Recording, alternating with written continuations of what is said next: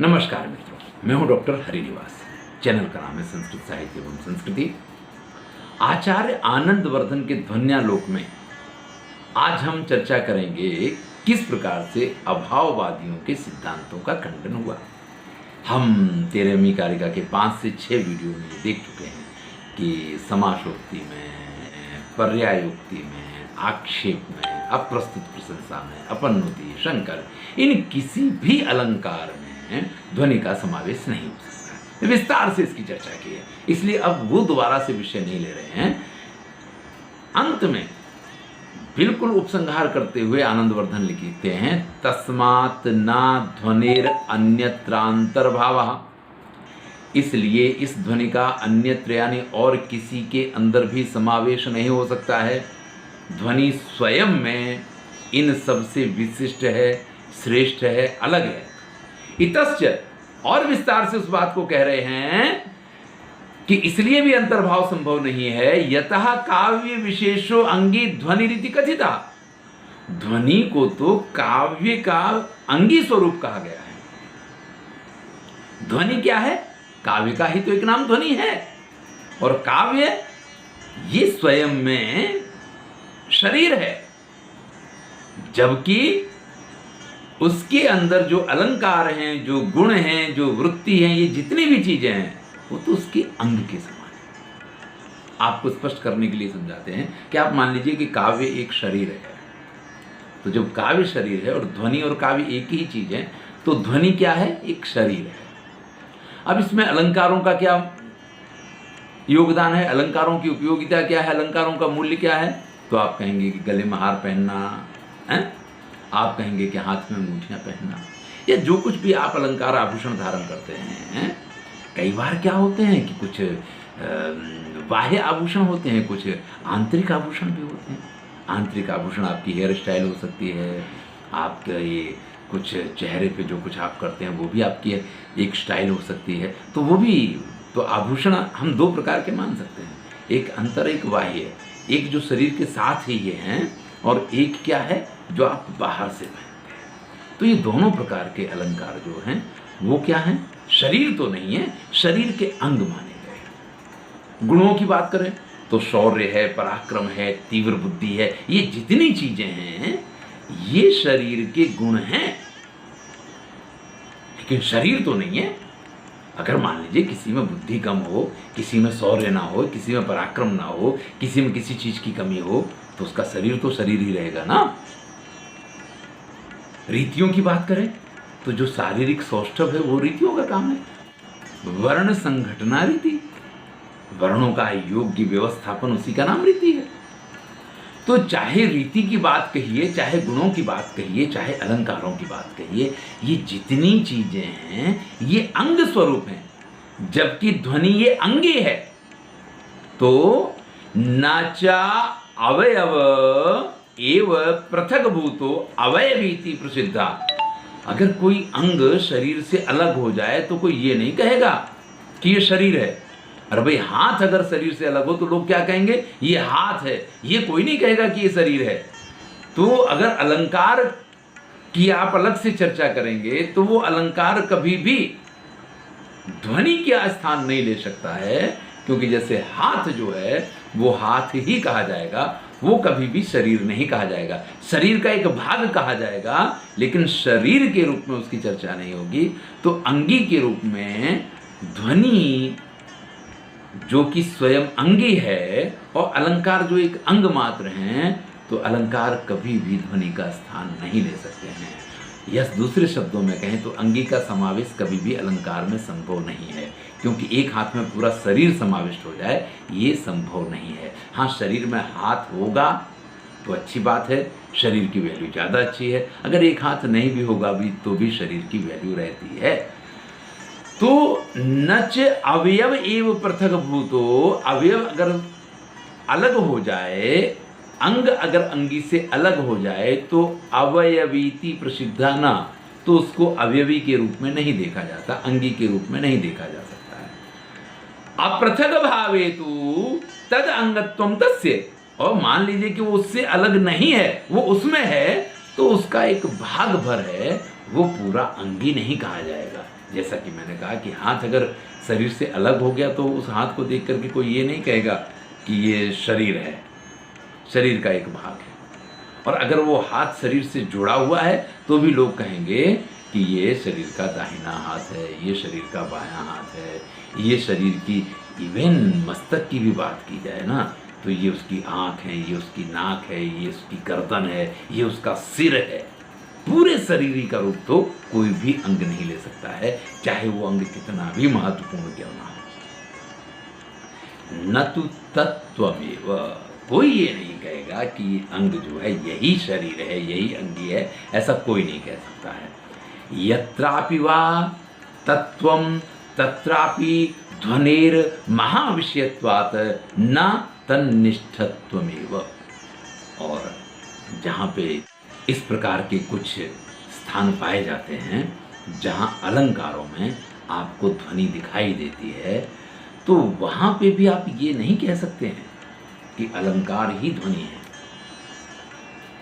या ध्वनि अलंकार स्वरूप ही हो गया है, ऐसा नहीं कह सकते हैं।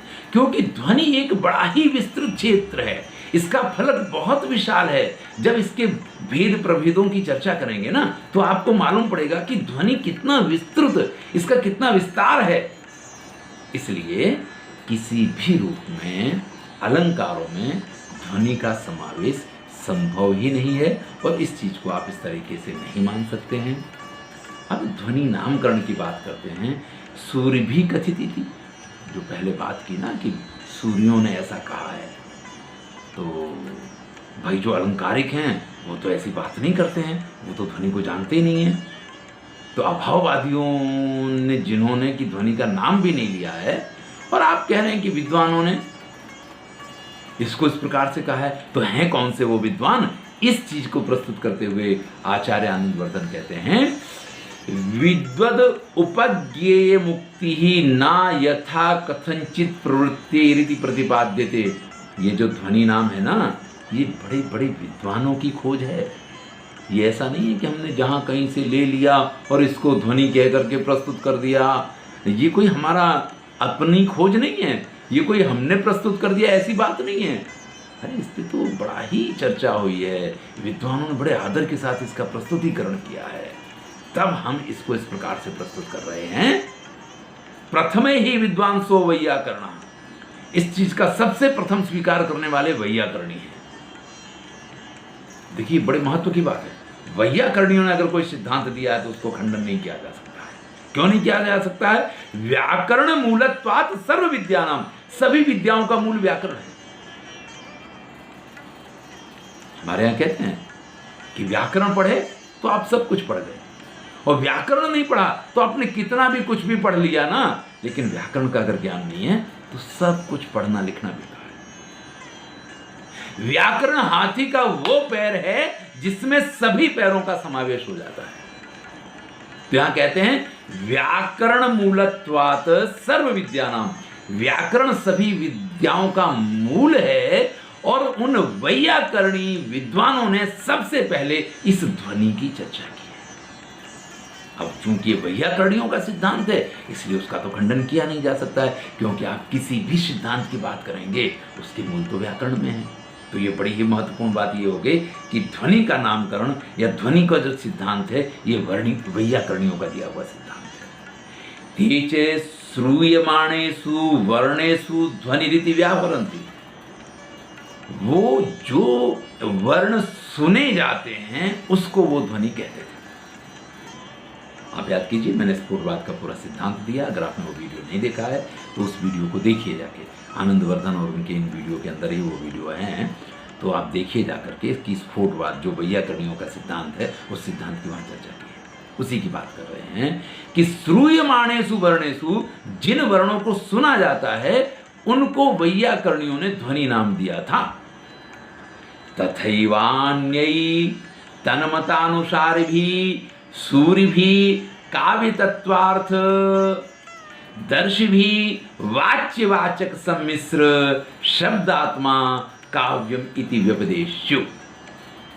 फिर उनके मत का अनुसरण करने वाले जो विद्वान थे, आचार्य मम्मट ने भी इस बात को कहा है, बुधई वैयाकरणई प्रधानभूत स्फोट रूप व्यंग्य व्यंजकस्य शब्दस्य ध्वनिरिति व्यवहार कृता।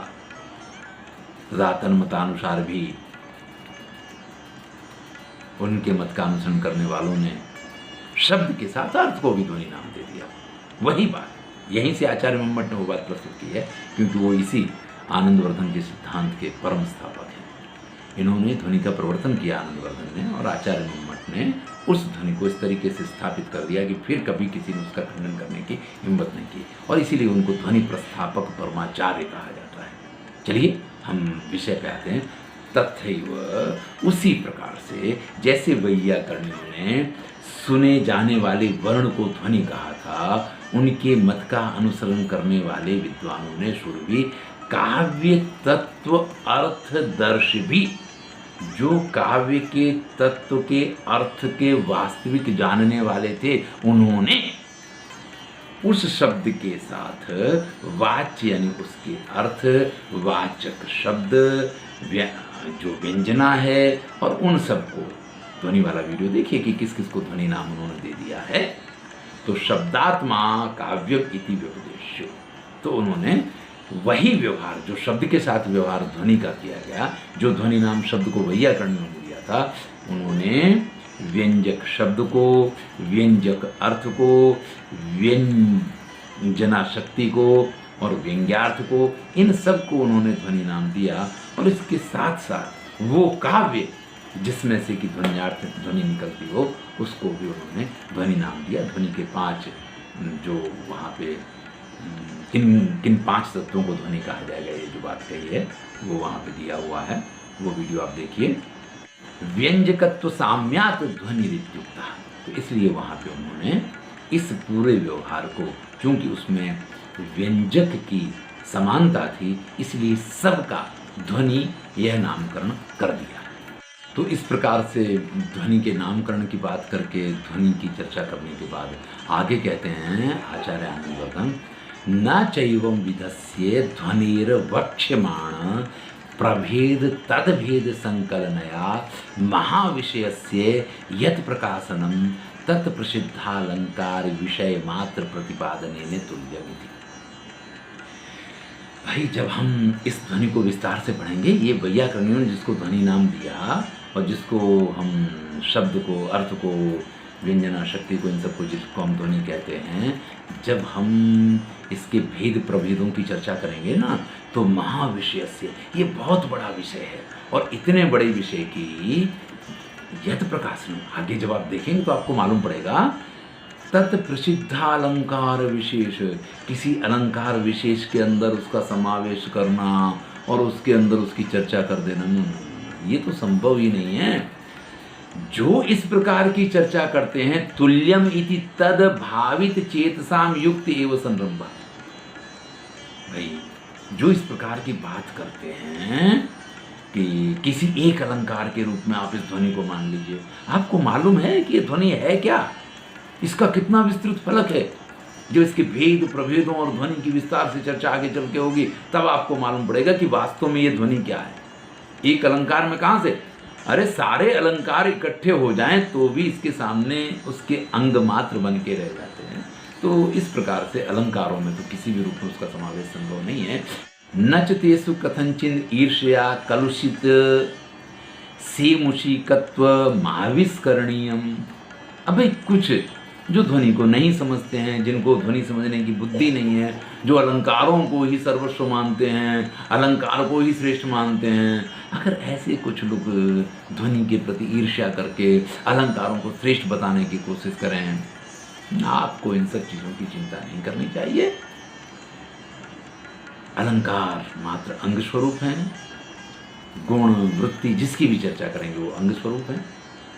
ध्वनि एक विशिष्ट तत्व है, एक विशाल तत्व है, इसका एक पूरा महाविषयत्व है।